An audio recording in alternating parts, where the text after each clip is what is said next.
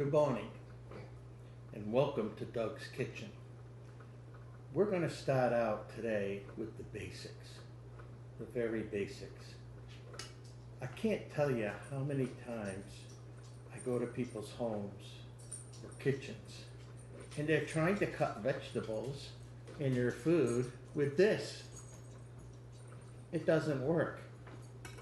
Every serious cook needs some type of high quality chef knife. It improves the quality of your food. So today, I want you all to make a commitment.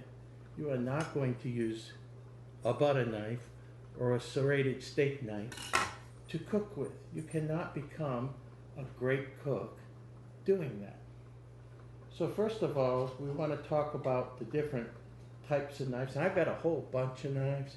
I should even myself have some better knives, but I got some pretty good ones.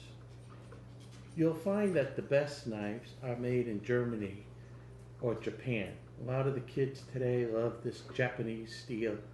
When I was going to culinary school, the best knives were Henkel's, which are made in Germany, and the Sabatier, which the French and the Swiss prefer. I prefer Henkel's, and I also prefer very large chef knives. Now, you can get them in different qualities. What you're looking for, and the best, is a full tang. That means the blade of the knife goes all the way through the handle. The handle, if you want the best, should be rosemary. And then you want a good steel. This happens to be a paring knife. What do you use a paring knife for? Well, a paring knife can be used for very intricate details, like you might want to tourne a mushroom at the top, so it would have to be smart and small, and you just tourne.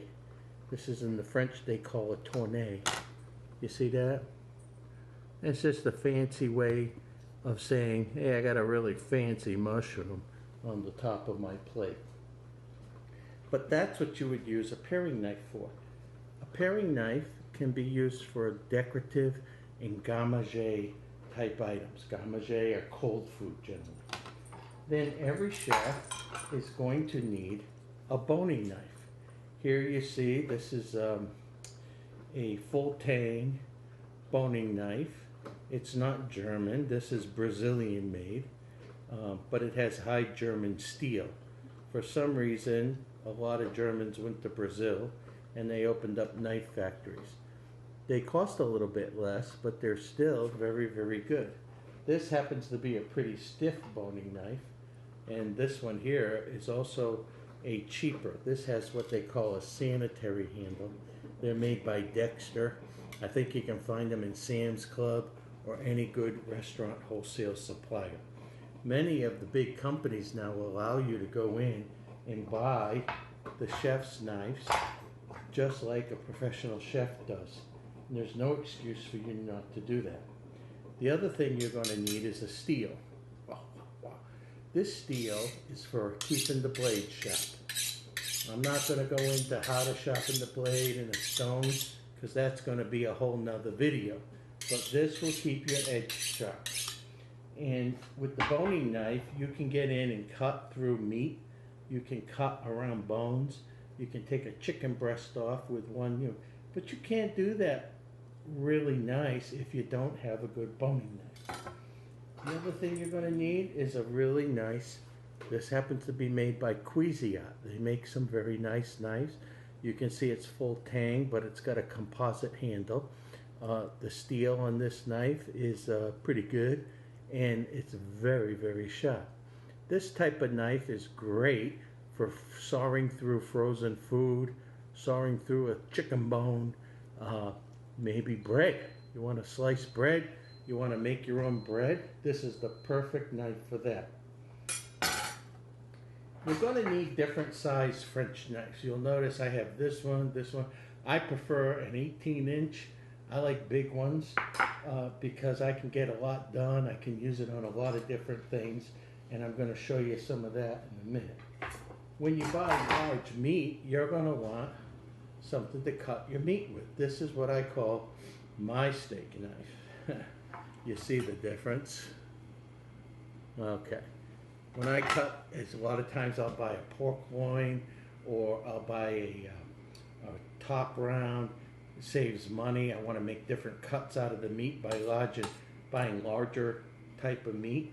I will use this type of knife to trim off the fat, cut off the gristle off the top, and I'll make my steaks very, very good. Makes a high quality of your food. And you'll see these are two different quality pair of knives. One's made by Dexter, one's made by, I don't know who the heck it is, somebody in China probably, Betty Crocker. But they're both good, they're both fine, they'll cut your food. But again, you just need to have some really good knives. Now let me show you, in the peelers. Why do you buy a cheap 90-cent peeler when you can go in a really great professional peeler? It just makes your life so much easier. Okay, let's show you the difference. This is Betty Crocker with her knife. She's gonna, Now, here's the problem. When you don't have a really sharp knife, you have to press hard. Oh my God, I cut my finger off. They teach you in culinary school, do not use unsharp knives. Now let me show you this. Whoa! Oh, you need a nice slice and dice. I'm like that guy who sells the knives at Costco. Look at that. Okay, now show you different types of food dices, because that's going to be a small dice, a large dice, a manure, a mince. But just for a conversation point, look at this. Why would you want to struggle with your Betty Crocker knife? Isn't that wonderful? So there you have it. Step one of cooking with Doug in these videos is you gotta have some good knives. You ain't coming on this journey with me unless you buy some. Until next time, I'll be back, and Cooking with Doug will be your friend.